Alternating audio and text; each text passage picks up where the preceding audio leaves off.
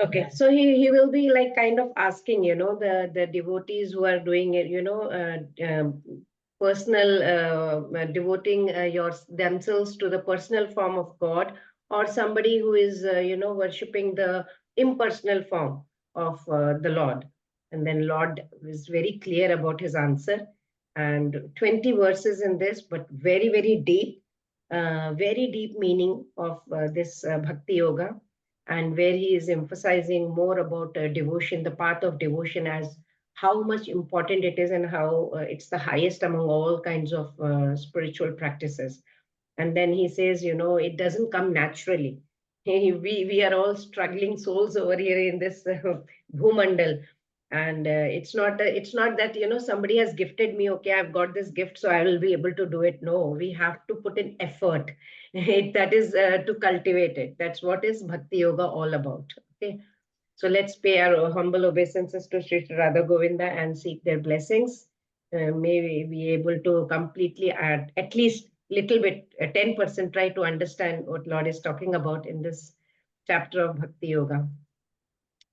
Okay, so this is the synopsis, chapter 11 and then chapter 12. Okay, so how Lord Krishna shows his universal form, we all know. We very well completed chapter 11 last week, the universal form of the Lord, right?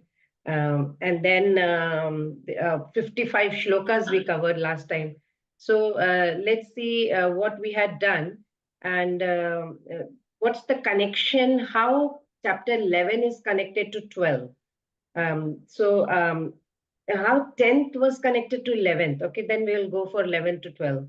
So 10th, last shloka, it was saying, Lord, if I remember correctly, Lord had said that this is, Arjuna, just 1/4 of what I'm trying to, single fragment of mine, I pervade the entire universe. That's what Lord Krishna had told. And after that, Arjuna was very curious. 1/4 is material world, 3/4 is spiritual. How is it? How can that be possible? Can I get your darshan of that same, the whole creation thing that you're talking about? You pervade the entire universe. How do you pervade this entire universe? Then and that's how it starts. And Krishna shows the universal form, and Arjuna is requesting in shlokas 1 to I think 4 or 5. He requests Krishna, can you please show your universal form? I know there is no more illusion as such for me. I am not having any kind of doubt in my mind. But when you said, that you pervade the entire universe, then I have become curious and I want to know how you pervade. Can I see? You have explained your glories also in opulences also in chapter 10. I know all that. And in a very humble mood, he asks, can you, if you think I have the eligibility? Krishna is like, he's his favorite devotee, right? So he says, yeah, sure, why not? And then before manifesting the universal form, he says there are some criteria, right? It will be very difficult for you to see. So you need to have some kind of divine vision. Otherwise, you won't be able to see, right? And then he says there'll be so many thousands and hundreds and thousands of divine, multicolored forms that you will be seeing. You will be seeing Adityas, Vasus, and other demigods and all that. So he said, so you cannot take the darshan of my universal form with the material eyes that you have right now. So I'll provide you with the divine vision. And then we move on, and where Sanjay comes into the screen, and he says that, he manifests, and then he announces that, oh, you know what, King Dhritarashtra, now Lord has manifested his universal form. And then Sanjay starts describing till maybe 14th or 15th shloka, that how that universal form was like, aneka vaktra nayanam, aneka adbhuta darshanam, aneka divyabharanam, divyanekota ayudham, and he continues. Oh, there are so many mouths, so many eyes, and all that abharanam, and he's wearing garland, and he's wearing a lot of ornaments and all that. Divya Gandhanulepanam and all that. He keeps telling everything. And he gives an analogy also, if hundreds and thousands of sun were to appear together, that kind of effulgence I can see, King Dhritarashtra, he's telling. And he's talking about unlimited expansion of the Lord. And then he is telling, you know what, how Arjuna is. Arjuna is able to see the universal form. He's sitting right in one place. And right now he can't believe anything. He's completely bewildered and he's folding his hands in front of the Lord. He's not able to do anything. And then starts Arjuna's prayer. Very nicely, Arjuna prayed from shloka number somewhere around middle of the chapter 15 to 30 plus. He was talking about, he was praying to Lord Krishna, the universal form of the Lord, and he was telling his experience. He says, "Oh, I am able to see." He's excited. He's in a Adbhuta rasa. Yeah, then slowly he goes into Bhaya rasa, and he is able to see all the demigods, and he is able to see other living entities. And this, oh, you know what, Lord, I can see Brahma also. He's sitting on the lotus flower, and I can see so many. Oh my God, I can see Aneka Vaktra Nayanam, Aneka Adbhuta Darshanam. And he is talking about, he goes on glorifying the God, the universal form, and he says, wow, your effulgence is so glaring, and it is like blazing fire and all that. And he goes on and on and on. Then he says, but one thing, Krishna, I want to tell you, all these three planetary systems, I can see everybody is trembling, and so am I. I'm also really, really perturbed. I'm disturbed. I just don't know how to, keep looking at you. And then he says, I can see all the Devi, Devatas, everybody, they are saying peace, peace, peace, Shanti, Shanti, and please be gracious to me. And they are surrendering, and they are all calling Swasti, Swasti, Swasti, and all that. So they are saying, I'm also a little scared and of seeing how these heads are being crushed into your mouth. And Dramshtra Karalani, he says, how horrifying it is to look at, how I can see my side, not only my grandfather and Bhishma and Drona, my guru, and all other my cousins and all going into your mouth, but I can see the chiefs from my side also getting into it. So everybody is going to be over, gone, is the kind of, he's getting that anxiety. And then he also gives an analogy, two analogies, in fact, he gives one as if the rivers entering into the ocean, and the fireflies or the moths rushing towards the fire, getting attracted towards the fire. And he gives how, the warriors who are not having any enmity are just innocent people. They're just coming to just they have no enmity with the Krishna or Arjun, but they're just wanting to support Duryodhana. They are also dying. It's like river into the ocean. And there are some who are having enmity. So they are like fireflies into the fire. So that's what he says. Some are fighting out of greed and self-interest. So they are like moths into the fire. So this way we see that Arjuna saw the ghastly form, and then he asks two questions to Krishna. He says, Krishna, the universal form of the Krishna, of course. He says, who are you? And what is your mission? And that's when the universal form says, time I am. And I have come to destroy everyone and everything over here. That's my mission. He says, Kalosmi Lokakshaya. So he says that, and then he says, Lokan Samahartu. So he says, I have come. So Arjuna is like, what? Everyone? So he says, no. You Pandavas will be fine. You will be alive, okay? But you have to do one thing. You have to get up, Uttishtha, and then you have to become my instrument. Nimitta matram, O Savyasachin, he says. So he says, you just become my instrument, keep doing it. From then later on in the last part, Arjuna is offering, and then Arjuna's voice is faltering, his body is shivering, trembling, and he says, "Oh, please, now I want to see your four-handed form. Can you please?" And yeah. Before that, he is apologizing to the Lord. He says, "Oh Lord, I really apologize. I must have insulted you so many times on so many occasions. Sometimes when you were alone, sometimes in front of everyone. I really had." Apologize. I must have called you what all names I must have called you. Oh, Krishna, oh, Yadav, oh, Sakheti, I must have called. And, but you have to excuse me, tolerate, how a father tolerates the wrongdoings of his son. You must also tolerate. And then he requests, can you show me your four-handed form, Chaturbhuja Rupa? And then Lord starts talking, and he tells about his Rupa, and he says, whatever you have witnessed, no one has ever seen before. You are the most fortunate one. And then he, in last part, 50th shloka and all, he shows his Chaturbhuja form. And as if he is reading the mind of Arjuna, who is very, very comfortable with the Saumya Rupa of the Lord, which is the two-handed form of the Lord, he immediately transforms himself from Narayana to the Saumya Rupa, which is the two-handed form. And then Arjuna is very contented, he's very peaceful, he's having the peaceful peace of mind, and he says, oh, I'm very, very happy, I'm very, very blissful, I'm completely composed.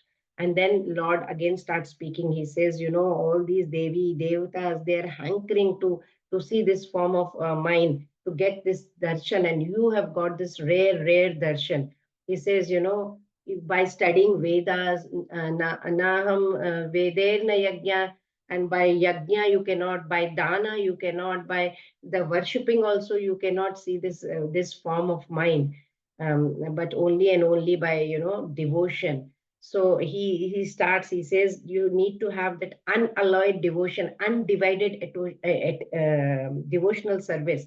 Then you will be able to see me. And then he tries to tell about what bhakti is and how his pure devotees are. So he starts saying, matkar, what is that? Matkar makran mat paramaha, mat bhakta sanga varjitaha, nirvaira sarva bhuteshu, yes samameti pandava. Then he tells them, they all perform their duties for my sake. And then he says, they become their mat bhakta, they are engaged in, my devotional service. Sangha, they are mat bhakta, mat karma, mat paramaha, they consider me supreme. Sangha varjitaha, they are freed from any kind of, contaminated companies. And nirvaira, they are not having any shatru, they are not having any enemy. Sarva bhuteshu, they are friendly to everyone. There is no he is my enemy, he is my friend, and then he closes his, Krishna closes the conversation, yes samameti. So Arjuna, he says, that kind of, devotee, such a person will definitely will be coming to me. So after he completes this very, very important chapter, now we have gotten into devotional service. So after hearing and seeing Lord's impersonal Krishna, Arjuna again wants to hear about, oh, you are talking about your devotees, they are so pure, they are here, they are doing this. Can I hear more about them? So that's how he goes, that devotional service, what we are supposed to practice. It's a very interesting topic which talks about pure devotional service. And Krishna says how much is hankering to take us back home, back to Godhead, and now in Arjuna here, he wants to clarify the position as a devotee who works for Krishna as opposed to a jnani who renounces work. To clarify his position as being attached to personal form of Krishna as superior to the universal form or unmanifested Brahman. This is chapter 12 synopsis. So let's move on quickly. I finished with chapter 11 summary. Just we were trying to, recollect whatever we had learned. So here 12.1 to 7 is bhakti is the best. Then we are going to see 12.8 to 12.12, which is progressive stages of devotion from highest to lowest. And then 12.13 to 20, qualities that endear one to Krishna, which is very, very, very important and very deep. So let's start with 12.1. Arjuna uvacha evam satatayukta ye bhaktasvam pariupasate ye cha paksharam avyaktam tesham dhiyoga vittamaha. Yes, please. Hare Krishna. Hare Krishna. Translation. Arjuna inquired which are considered to be more perfect, those who are always properly engaged in your devotional service, or those who worship the impersonal Brahman, the unmanifested. Hare Krishna. Hare Krishna. So we have seen along with Arjuna the universal form of Krishna, right? On the battlefield of Kurukshetra. Now, after seeing the universal form, Arjuna has some things in his mind. So, actually, if we see 18 chapters of Bhagavad Gita, the middle 6 chapters, that is from 7 to 12, they are the chapters that are very, very important in talking about Bhakti Yoga. 6th chapter ended, the last shloka where Krishna had said, Yogina amapi sarvesham madgatena antaratmana shraddhavan bhajate yoma sameyukta tamomataha, where Lord said, those people who worship me with lot of love and do lot of love within devotional service, with devotion, they are very dear to me. In sixth chapter, imagine, last shloka of sixth chapter. So Krishna told, my bhaktas, my devotees are very dear to me. So what does it mean? Bhakti is the topmost. There, from sixth chapter onwards, he has been kind of emphasizing. Then seventh onwards, he kept telling how devotional service starts. Then chapter 11 also, he said, last in the last verse we discussed, right? Paramaha mat bhakta sangha varjita and all. So he was discussing everything. He was talking about how his devotees are. So there is a, when we talk about universal form, there is a natural awe and reverence for that kind of a form, right? It's very fearful. It's not very conducive to bhakti.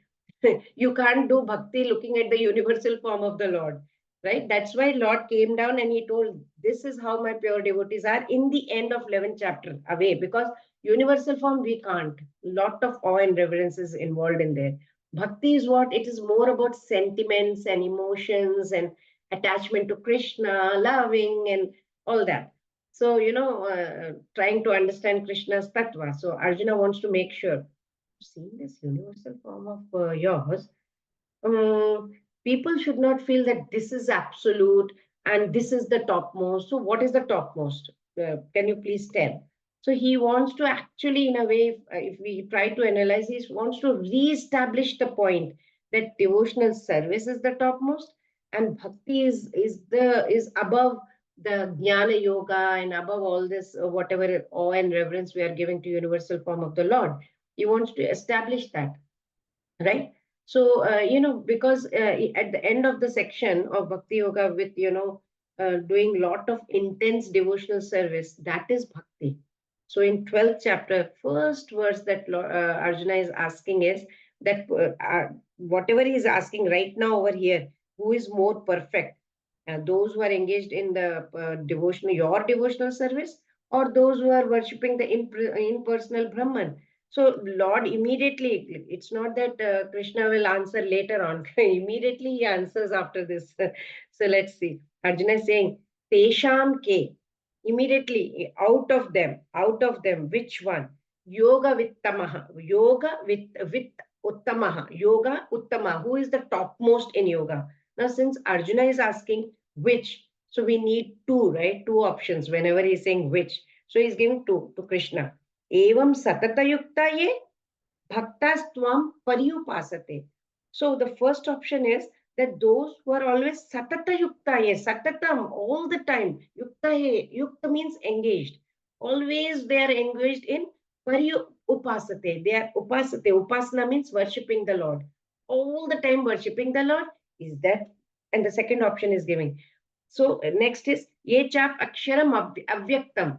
Tesham ke yoga vittama. Ye cha api aksharam avyaktam. Avyaktam is simply is impersonal, right? Unmanifested. So that are they focusing on that aksharam, which is unmanifested, avyaktam? So the question is, who is better? Who is the most perfect? Actually, to be clear, the one who is worshipping the personal form or who is worshipping the impersonal form. In the last chapter, he saw the universal form of the Lord, which encompassed the whole universe.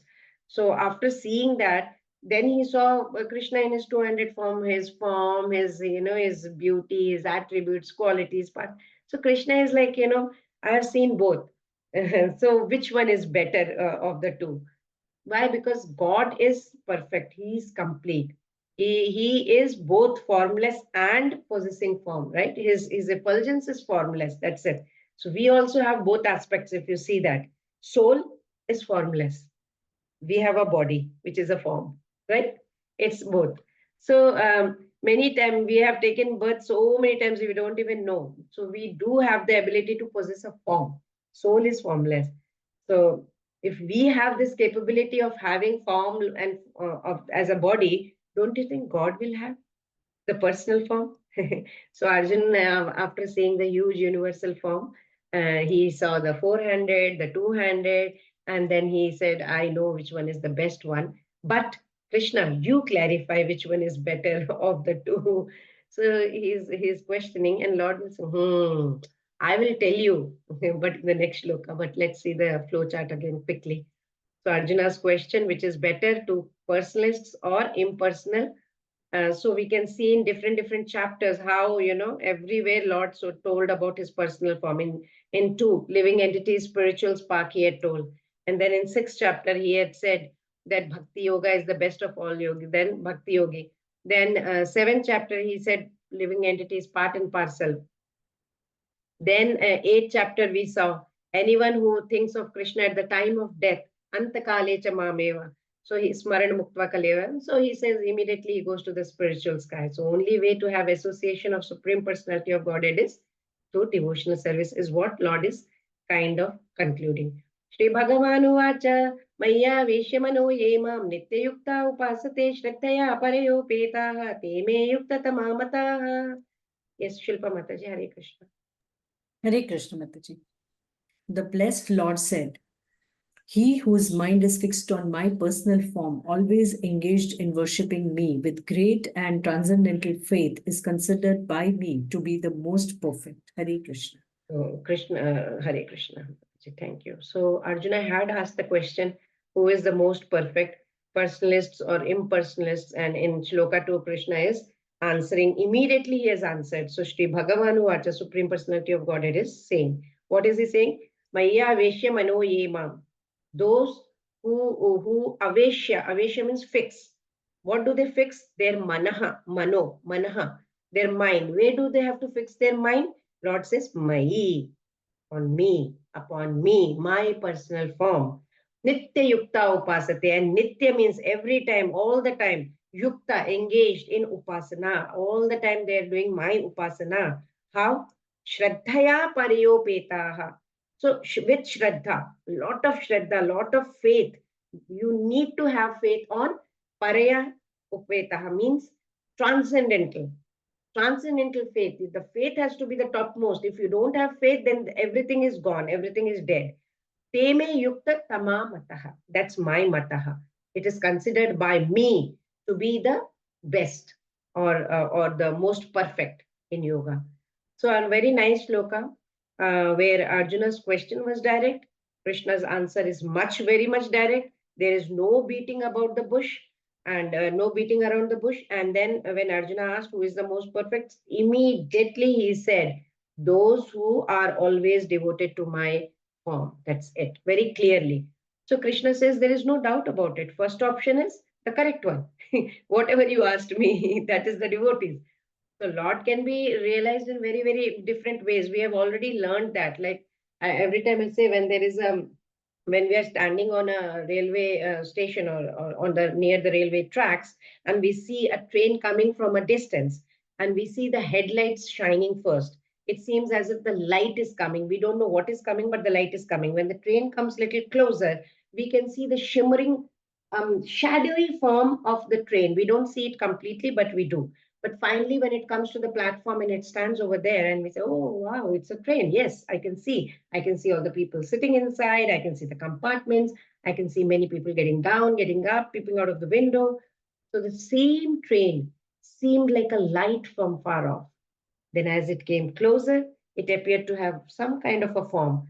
And then as it came very near, you could see everything very clear. Similarly, God. It's the same way as God. So when it's stated in Bhagavatam, Brahmeti Paramatmeti Bhagwaniti Shabdate. So there is only one supreme entity. He is the only one who is manifesting in three ways, like Brahman, Paramatma, and Bhagwan. They are no separate gods. They are no three different gods. They are the same. Three manifestations of the same Almighty God. Qualities are different. It is like, water, steam, ice. They're all made from same substance, which is water. So water molecules. But their physical quality is different, right?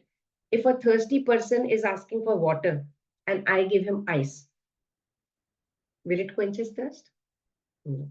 Ice and water are made from the same substance, but the physical property is different. I cannot, substitute ice for water if somebody is thirsty. Similarly, Brahman, Paramatma, Bhagwan, they are manifestation of the same God. Brahman is what? He is the same form of God, effulgence of the God. Eko Deva Sarva Bhuteshu Gudha. That's what it is written in the Upanishads. Sarva Vyapi. It is Sarva Vyapi, Sarva Bhutantaratma. only one supreme entity. He is there. He is there. He is the all-pervading aspect in form of Brahman. Whoever is following Jnana Yoga, they try to follow this because this is a distinct realization of God. Because from far off, you're seeing the headlight train coming, right? Paramatma, that aspect, he is seated in everyone's heart, right? Krishna has said, in 18th chapter, he had said, Ishvara Sarva Bhutanam Hriddeshe Arjuna Tishtati. He's sitting in everyone's heart, O Arjuna. So, according to our karmas, what does he do? Paramatma is dwelling in our heart. He is noting down. She has done good thing, very good, good thing. Okay, this is wrong, that is wrong. Now he is noting down all our thoughts also, what our words are also, what our actions also. All account is kept over there, and result will be given sometime. Now, future, we don't know when. It's not that I do wrong today and I get wrong tomorrow. Nothing like that. So he remembers every thought, word, and deed what we did. He is a friend. He doesn't leave us any moment, right? He is the Paramatma. Ashtanga yogis try to go into that Paramatma kind of a realization. It's like a train who has appeared, but it has a light shimmering form. That's it. That's the Paramatma realization. Bhagwan aspect is personal form of the God, with his all kinds of sweetness, his name, his form, his qualities, his pastimes, everything, right?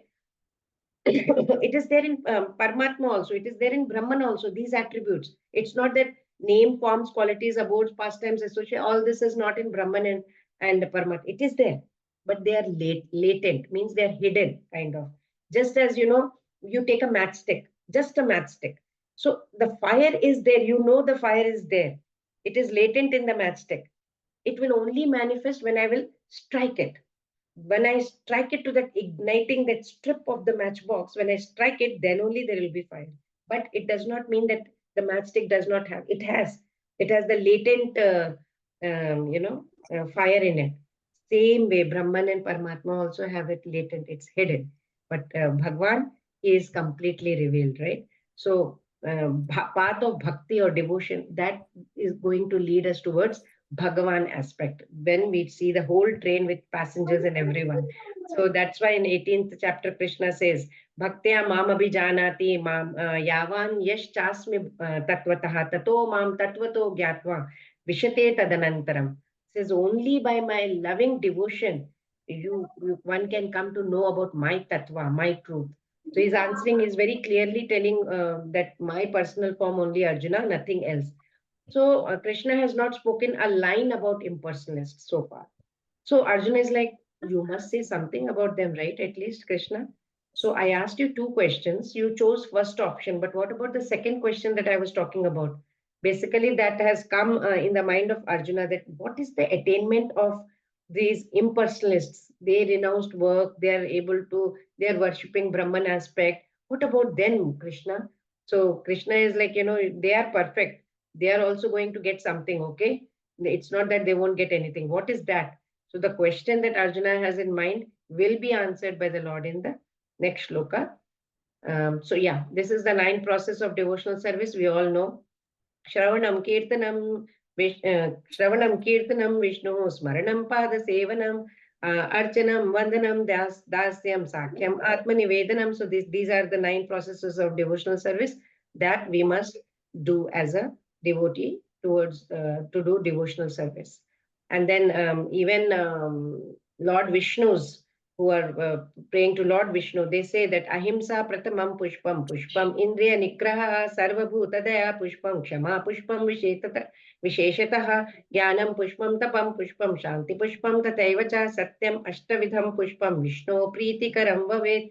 So he's saying the Pushpam that you are giving to the Lord, Ahimsa, try to give as one. When you are offering flower to the Lord, say Ahimsa, non-violence is the first flower.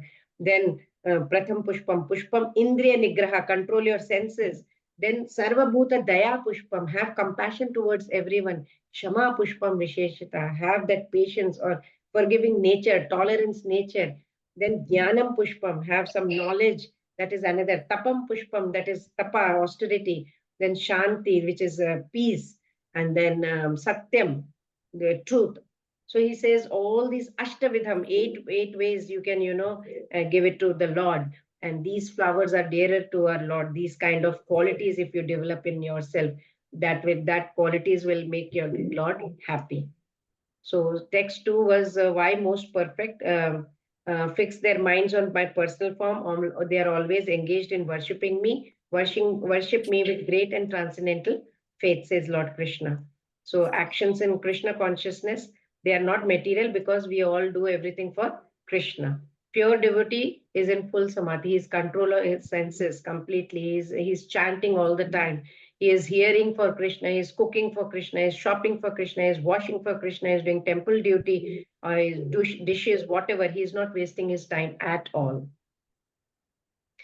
So let's move on to 12.3 and 4. ये त्वक्षरमनिर्देश्यम् अव्यक्तं पर्युपासते सर्वत्र गमचिन्त्यं च कूटस्थमचलं ध्रुवं सन्नियम्येन्द्रियग्रामं सर्वत्र समबुद्धयः ते प्राप्नुवन्ति मामेव सर्वभूतहिते रताः. Yes, Krishna Prasad Prabhuji, Hare Krishna. Hare Krishna Mataji. But those who fully worship the unmanifested, that which lies beyond the perception of the senses, the all-pervading, inconceivable, unchanging, fixed and immovable, the impersonal conception of the absolute truth, by controlling the various senses and being equally disposed to everyone, such persons engaged in the welfare of all, at last achieve me. Hare Krishna Mataji. Hare Krishna, thank you. In the previous shloka, Krishna said, my devotees are the most perfect ones. And now Krishna is going to comment on the impersonalists. So let's see what Krishna has to say. He says, ye tu. So tu is used. As soon as tu is used, it means but. Tu actually means but. So after speaking about the devotees, the ones who worship my personal form, says Lord Krishna, after saying that they are most perfect, then he adds but. So he continues, yea, those people. So those people who anirdeshyam avyaktam paryupasate. Anirdeshyam avyaktam paryupasate means, avyaktam means unmanifested, who worship the unmanifested, who worship the Brahman aspect of the Lord, basically. Aksharam, which is beyond the senses, perception of senses. The Lord is giving different features, of the Brahman, unmanifested Brahman. He says, it is aksharam, it is anirdeshyam, it is, avyaktam. Sarvatra gama, it is all pervading. Achintyam, it is inconceivable, we cannot even imagine. Kutastham, also it doesn't change. It is like that only. Achalam, it's immovable. He's giving different, his impersonal features he is trying to give. What all he's saying? It is aksharam, it is anirdeshyam, it is avyaktam, it is sarvatra, it is achintyam, it is kutastham, it is achalam, and it is dhruvam. Dhruva star, we know it doesn't move, right? That's why those they follow. If they want to know which side the northern ships in the olden times, they used to look at Dhruva star and go North Pole star, they used to say, call it fixed. Dhruvam means fixed. And then he says, how will they worship this impersonal Brahman? So the fourth shloka here, Sanniyam Yendriya Gramam. And then he says, they control Indriya. They control their Indriya. They will completely bring all their senses under control. Sarvatra Samabuddhayaha. Everywhere they are equally disposed. They will be very, very careful how they are behaving, how Sarvatra, their buddhi also, they will be completely under control. Sarvatra Samabuddhaya te prapnuvan. Then he says, Sarva Bhuta Hite Rataha. Te prapnuvanti mameva. Sarva Bhuta Hite Rataha. Sarva Bhuta, they are Rataha, engaged. Rati means engaged. What? For what? Sarva Bhuta, they are doing welfare for everyone. Sarva Bhuta, all the living entities. Then Krishna says, Te prapnuvanti mameva. Such people who are engaged in these kind of activities, they prapnuvanti mameva. They also come to me. They also achieve me. Not that they don't. So he's here basically talking about impersonalists. A lot of things are given in shloka number 3. Different traits of impersonal Brahman. It is described how impersonal Brahman is. So he, after telling about the personal worship, that it is the best, Lord Krishna is clarifying that, that in no way am I rejecting, please understand, I am not rejecting the worship of the formless. He says, I am not rejecting it. Those who are devoting themselves to this aksharam, anirdeshyam, avyaktam, sarvatra gam, achintyam, kutastham, achalam, dhruvam, all these people which is immovable, inconceivable, all pervading and all that, they also attain God. Living beings, they are of different nature. So Supreme Lord, what he has done, he has created this variety because he, Lord, Supreme Lord who has created this variety, he also possesses. He has different varieties of aspects to his personality. So he has manifested in three ways: Brahman, Paramatma, Bhagavan. One worshipper may, choose which category he wants to go, but one should not claim that, okay, this path is only the best path. This is only the correct path. That's what Lord Krishna is saying, He says, in chapter 4, ye yatha mam prapadyante tam tathaiva bhajamyam. Mama vartmanu vartante manushya partha sarvasha. He says, in whatever way people are going to surrender to me, I will reciprocate accordingly. So everyone follows my path. Somehow or the other, they will come to me only. Sometime or the other, he says. So Lord Krishna is confirming that even the Brahman followers, the worshippers of formulas, they can also reach me. But the choice, which choice he has to take, is up to them. But it's so difficult, he will tell about it. He says, okay, I've spoken about the superiority of bhakti. Now let me speak how difficult it is, the process of impersonal feature of mind. It's not a joke. And let's see the flowchart also of this before we go to the next shloka. Characteristics he is giving: unmanifested, beyond sense perception, all pervading, inconceivable, unchanging, fixed, and immovable. And then he says, how to worship the unmanifested? He said, you have to control your senses and you have to be equally disposed to everyone. You have to engage in the welfare of everyone. It is very difficult for a common man. That's what Lord Krishna says. But lot of austerity is involved before one can surrender to the Lord. So we move on to the next one. क्लेशोऽधिकतरस्तेषाम् अव्यक्तासक्तचेतसाम् अव्यक्ता हि गतिर्दुःखं देहवद्भिरवाप्यते. Yes, please. Who would like to read? Okay. For those whose minds are attached to the unmanifested, impersonal feature of the Supreme, advancement is very troublesome. To make progress in that discipline is always difficult for those who are embodied. Very difficult, says Lord Krishna.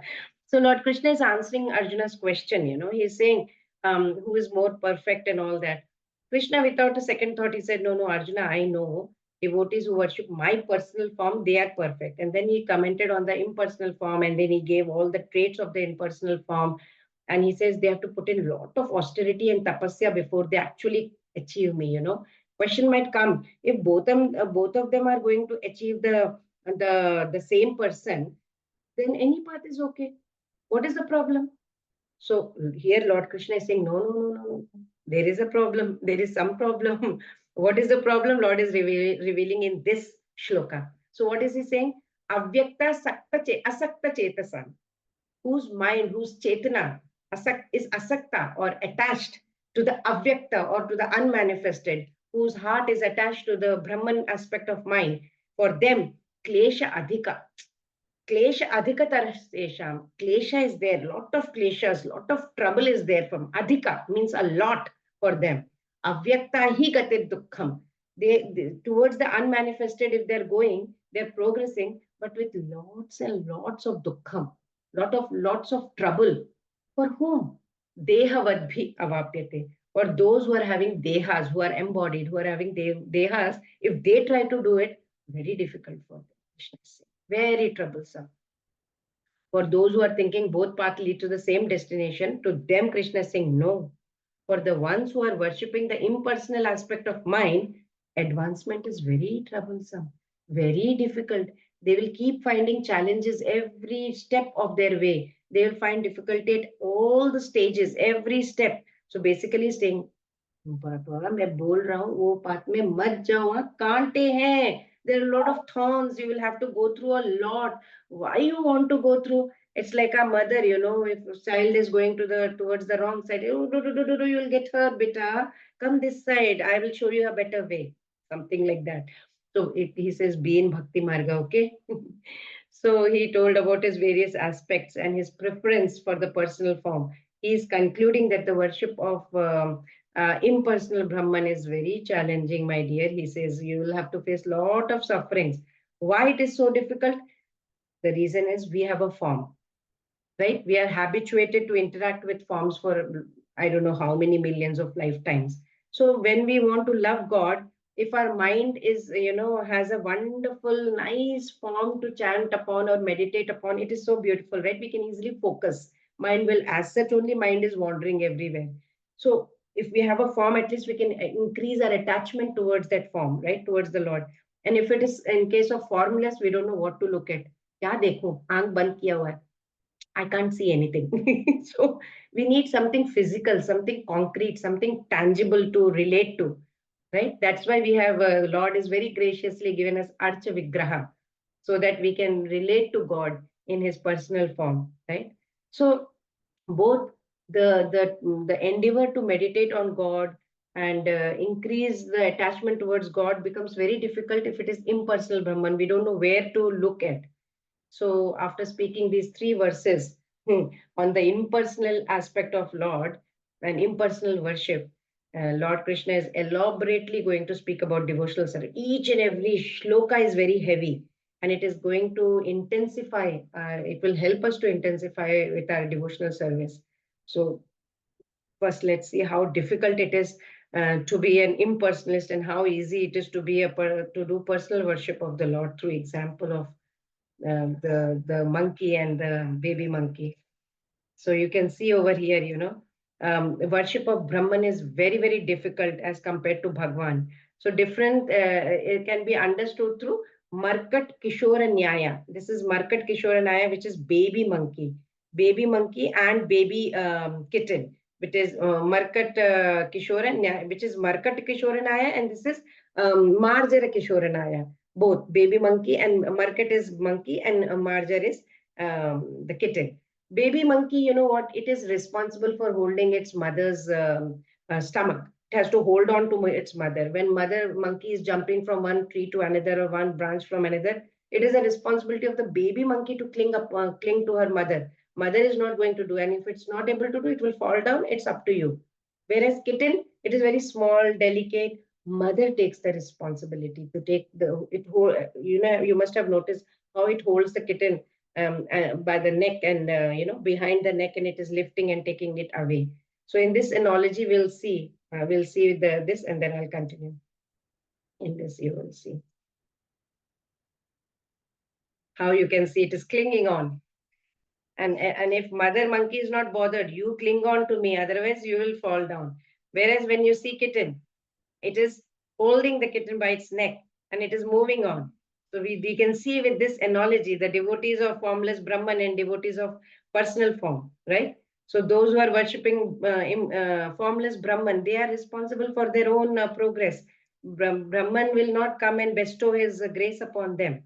Brahman is just formless. It's nirguna, nirvishesha, nirankara. So jnanis who are worshipping, they have to rely on their own self-effort. Whereas personal form of God is like, Lord is ocean of compassion, grace, mercy. So if we are doing something, we do a little bit of sadhana, God will say, come on, I will hold on to you. Come on, buck up, you can do it.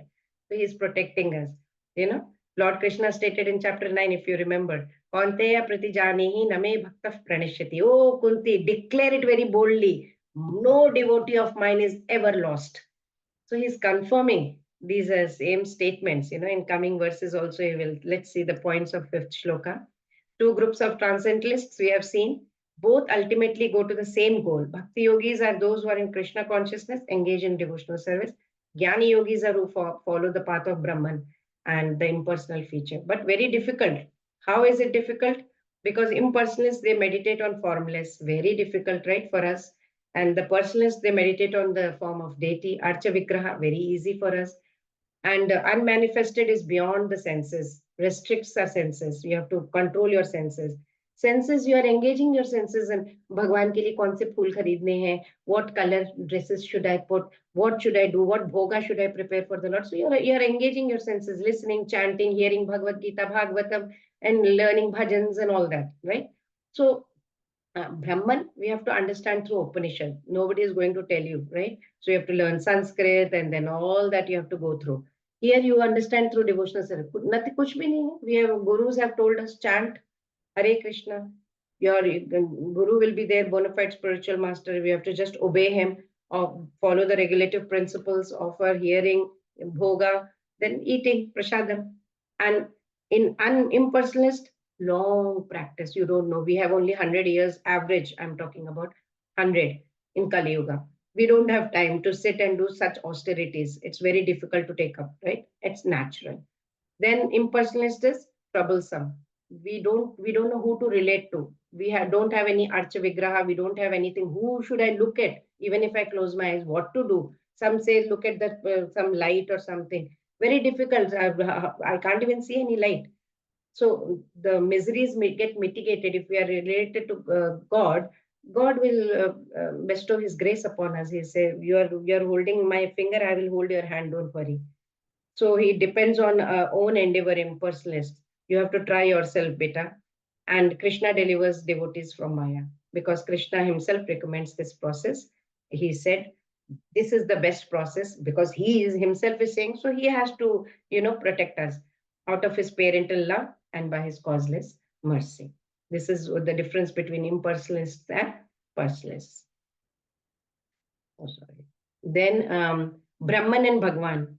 Brahman is without qualities, nirguna. This is saguna, it has a form. Inconceivable, we can see. He has so many inconceivable powers, potencies, all pervading. It is all there. It is also all pervading by energy and as super soul. Unchanging, fixed, immovable. Unchanging, fixed, immovable, both. Cannot perceive any opulence, but we can see that he is having 6 opulences. Then risk of not realizing. There is a risk we can always fall down. We don't know whether he'll realize or not. Here, success is guaranteed. Nothing is lost. If you have done 10%, next life you will be starting from 11%. So may realize eternal sat and knowledge. Here you realize everything and you are completely blissful. That includes Brahman and Paramatma also. So why not? Cake ke saath icing bhi aa raha hai, so why not take it? Hello. Yes. Hare Krishna. Krishna personally delivers his devotees. Ye tu sarvani karmani mai sanyasya matparaha ananyenaiva yogena mam dhyayanta upasate tesham aham samuddharta mrityu samsara sagarat bhavami nachirat partha maya veshita chetasam. Yes, please. Akash Prabhuji, Hare Krishna. Hare Krishna Mataji. For one who worship me, giving up all his activities unto me and being devoted to me without deviation, engaged in devotional service and always meditating upon me, who has fixed his mind upon me, O son of Pritha. For him I am the swift deliverer from ocean of birth and death. Hare Krishna. Hare Krishna. So beautifully, Krishna has answered Arjuna's question, who is actually perfect personalist, he says. And then he speaks about impersonal Brahman. He says it's very, very difficult, very troublesome. He speaks about the features of the impersonal Brahman. After speaking all that, Krishna is speaking about the ease of attaining Krishna by practicing devotional service. That's what he's speaking now. How I will do it. So here Krishna is saying, Ye tu sarvani karmani mai sanyasya matparaha. So ye tu, but, again, tu, but. So ye tu, those, but those who give up sarva karmani, all activities unto me. They are giving up for me, matparaha. That is cause of being attached to me. They're so attached to me. That is why they are giving up for me. Then Lord says, ananye naiva yogena mam dhyayanta upasate. Without ananyena, without deviation, there is no divided thing. They are practicing by such practice, yogena mam, bhakti yoga. They are doing dhyayanta. They are meditating on me and do upasate. They are worshipping me. Ananye, without undivided yogena, they are dhyan. They are doing my dhyana and they are doing upasana. So then he says, mai aveshita sheshata. So very beautiful. Aveshita chetasam. Mai means me. Aveshita chetasam. Chetana means a mind, the heart, fixed upon me, completely on me. There, it's fixed. So what about those people whose minds are fixed upon me? What will happen to those people? How will they attain Krishna? He says, Tesham aham samuddharta. I am the deliverer. I will, that from that samudra, that from there, I will deliver you. From where?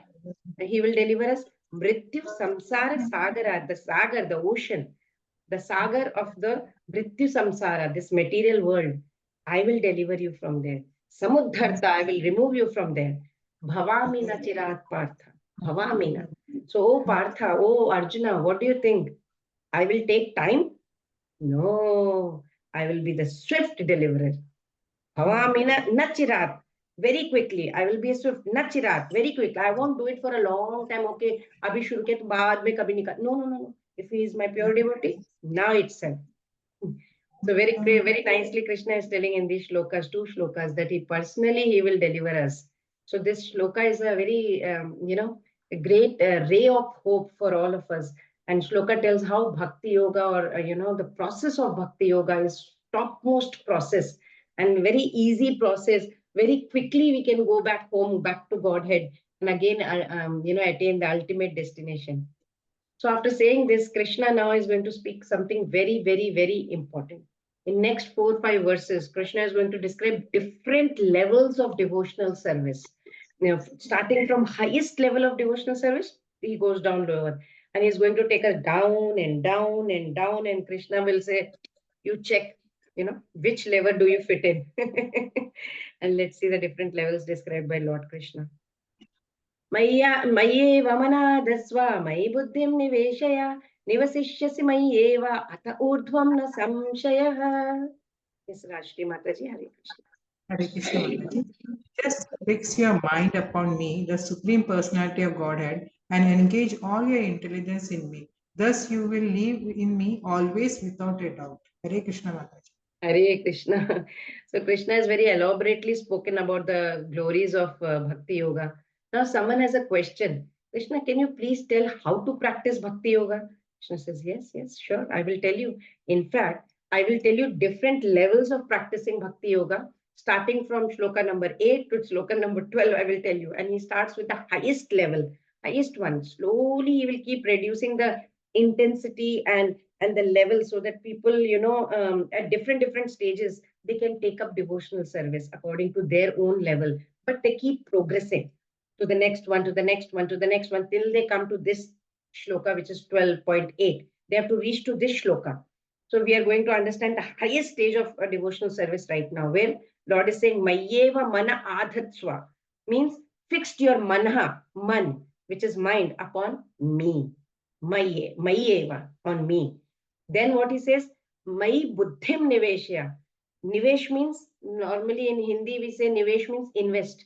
So Lord is saying invest, or here another meaning can be engage. So engage your buddhi also, your intelligence also in me. Nivesh karo mere mein. Everything invest in me. Okay. So, what will happen then, Lord?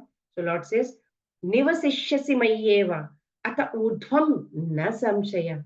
So he says, ata urdhvam, therefore, you will nivasishyasi, you will nivas karoge mere mein, you will start living in me, for sure, certainly. Na samshaya, don't have any doubt, don't have any samshaya. So Krishna is giving some straightforward instructions, 2 instructions. Fix your mind upon me, engage your intelligence upon me, and that's it. Interesting to see that Krishna starts Mai Eva, exclusiveness. You can see that. Krishna is talking about Eva, means that Eva word is used here, that goes on to say that here Krishna at beginning itself, at very outset, he has rejected the impersonal aspect. And Krishna is saying, only me, Mai Eva, that's it. So when he's saying only me, as a person he is saying, only me, not as Brahman or effulgence or anything. So it is very clear, Krishna is talking about meditating on him, the beautiful Shyam Sundar form of Lord Krishna, right? Which is wearing Pitambar Vastra. You can see in the picture, Pitambar Vastra, Vaijanti Mala, and having that flute in his hand, and, having peacock feather on his, head, various other, different paraphernalia, which, he looks so beautiful, transcendently beautiful. So now someone will say, okay, no, Krishna, remembering you all the time? No, Baba, I can't do it. I don't think it's possible for me, Krishna. Krishna says, okay, don't worry. I have something for you. And this is what is going to speak in the next shloka. Let's see them, next shloka. And here he says, it's guaranteed, conditions apply. So let's see that, okay? So the points here, he says pure devotional service, fix your mind upon me, engage your intelligence, and you will live in me always. Nivashishyasi mayye. Without na samshaya, no doubt. So let's see the second level. अथ चित्तं समाधातुं न शक्नोषि मयि स्थिरम् अभ्यासयोगेन ततः मां विच्छाप्तुं Dhananjay. Yes, anybody would like to volunteer, please? Hare Krishna Mataji. Hare My Krishna. dear Arjuna, O winner of wealth, if you cannot fix your mind upon me without deviation, then follow the regulated principles of Bhakti Yoga. In this way, you will develop a desire to attain to me. Hare Krishna. Hare Krishna. So Krishna, for the benefit of all of us, he has given different levels of devotional service that can be done. And but the expectation that is that we should reach that first 12.8 Ananya Bhakti. You know, we have to reach that highest level. And we saw in previous verse, right? We have to fix our mind and intelligence and think of him all the time. And what will happen? We will start living with Lord Krishna only. Now, suppose someone says, no, it's difficult, I can't do and all that. So Krishna says, okay, I will reduce my the level. The Krishna is coming down. And he speaks this verse. He says, Dhananjaya, O winner of wealth, O Arjuna, atha chittam samadhatum na shaknoshi mai sthiram. So he says, therefore, if you are not able to, samadhatu means fix your chitta or your mind upon me, if you are not able to do it, then now Lord is giving a solution. Abhyasa yogena tatha mamit chaptum dhananjaya. So Lord says, if you're not able to fix your mind, okay, fine. Do some abhyasa yoga. Try to do some abhyasa of devotional service. Okay, try practice. Then you will get some ichha, that you will get a desire to get me. The development of desire will come if you do abhyasa. Okay, do some sadhana bhakti. So second level of devotional service, Krishna is saying practice, abhyasa. Follow the regulative principles nicely and then develop desire to attain me. And he is addressing Arjuna as Dhananjaya. It means what? Dhananjaya is winner of wealth. Why? Because he was so talented. He was able to defeat even Devi Devtas. He had that talent. And in return, he would get lots and lots of wealth. So Krishna is saying, you have fought with so many great personalities, oh Arjuna. Now fight with your mind also and get that wealth of meditation on me. So just by following rules and regulations and under the guidance of the spiritual master, person will reach the stage of love for God. And that is called practicing bhakti by following the regulative principles, which is sadhana bhakti basically.